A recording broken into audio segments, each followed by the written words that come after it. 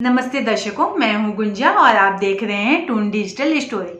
आज की कहानी बहुत ही मज़ेदार कहानी है, तो ध्यान से सुनना। एक बार की बात है, एक चूहा था जो कि एक कसाई के घर में बिल बना के रहता था। चूहे के अलावा उस घर में 3 और जीव जंतु रहते थे, जिसमें शामिल था बकरा, मुर्गा और कबूतर।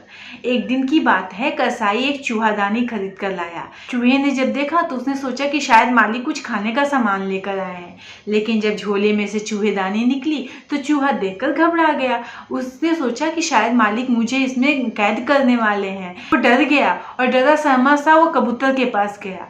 कबूतर से जाकर कहा कि तुम्हें पता है मालिक चूहेदानी खरीद कर लाए हैं। तो कबूतर ने कहा कि हाँ, लेकिन ये तुम मुझे क्यों बता रहे हो, तुम्हारी समस्या है, तुम जानो। चूहा और डर गया और वो मुर्गे के पास गया। वहां जाकर उसने कहा कि तुम्हें पता है आज तुम्हारा मालिक चूहादानी खरीद कर लाया है। मुर्गे ने कहा हाँ ठीक है, लेकिन ये सब तुम मुझे क्यों बता रहे हो, ये तुम्हारी समस्या है, तुम समझो, मुझसे क्यों शेयर कर रहे हो। जो चूहा था वो और ज्यादा घबरा गया और वह बकरे के पास गया। वहां जाकर उसने बकरे से भी सेम बात कही तो बकरा हंसने लगा और कहा कि वो चूहादानी हमारे लिए नहीं, तुम्हारे लिए है, तो तुम अपनी चिंता करो। चूहे ने जब ये सब सुना तो वो वहां से भाग गए, लेकिन चूहेदानी में चूहे की जगह एक सांप फंस गया, जिसने कि कसाई की पत्नी को डस लिया।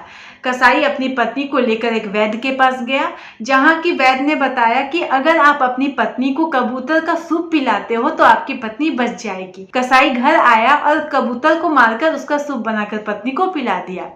धीरे धीरे उसकी पत्नी ठीक होने लगी, लेकिन जब रिश्तेदारों ने सुनी कि कसाई की पत्नी बीमार है तो लोग उनसे मिलने के लिए घर पर आए।